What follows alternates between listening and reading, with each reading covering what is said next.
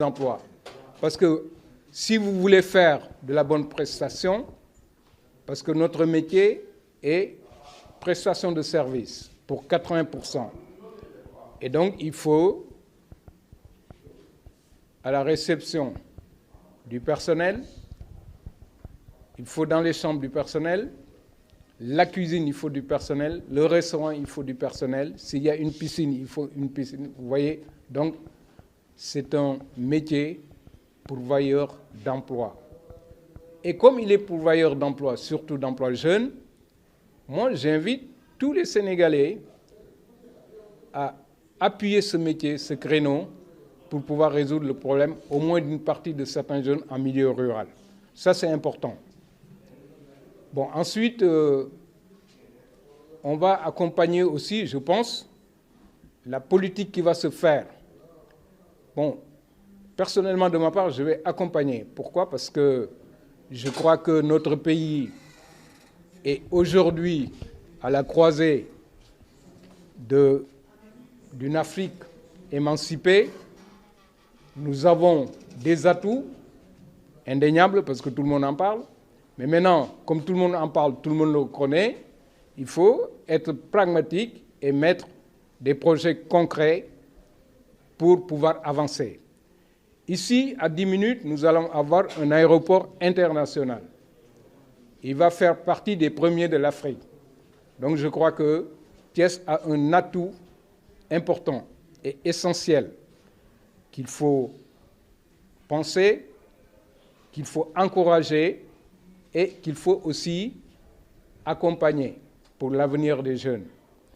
Vous savez, moi j'avais dit ici, à Loucagne par exemple, ça fait 30 ans que je le dis, à Loucagne peut être un berceau de tourisme intégré. Pourquoi? Parce que le paysage, il est fait pour ça. Des petites structures vont faire marcher le maraîchage, le transport, l'artisanat, etc. Surtout que notre artisanat ici, à Thiès, bon, il est à requalifier. Et c'est très bien qu'aujourd'hui, on nous amène l'artisanat et le tourisme dans la même tutelle. J'applaudis. Donc, pour ne pas trop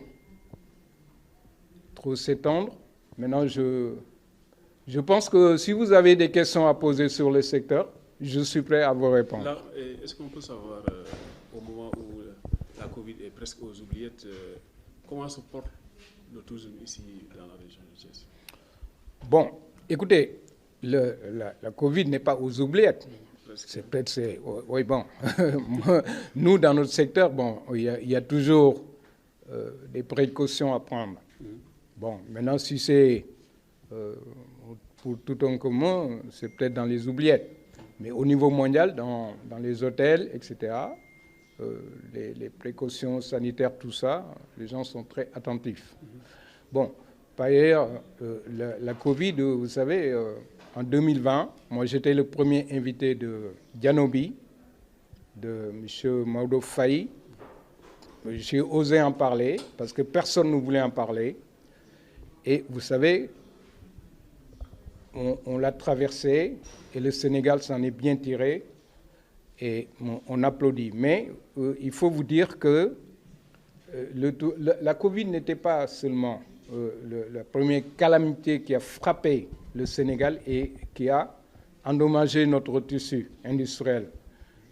Avant, il y a longtemps, peut-être vous étiez un peu plus jeune, il y avait le choléra qui avait fait le même impact. Bon, après, on avait Ebola aussi, hein, et tout dernièrement, nous avons des problèmes socio-économiques, hein, sociopolitiques plutôt, qui ont un petit peu perturbé le secteur, mais ça ira. Je crois que le pays... Vous avez documenté cet impact-là? L'impact... Vous l'avez évalué?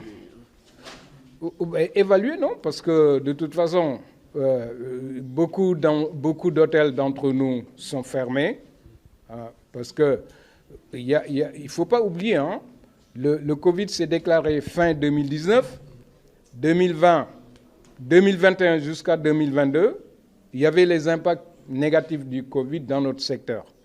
Et puis après, il y a les problèmes politiques jusqu'à aujourd'hui.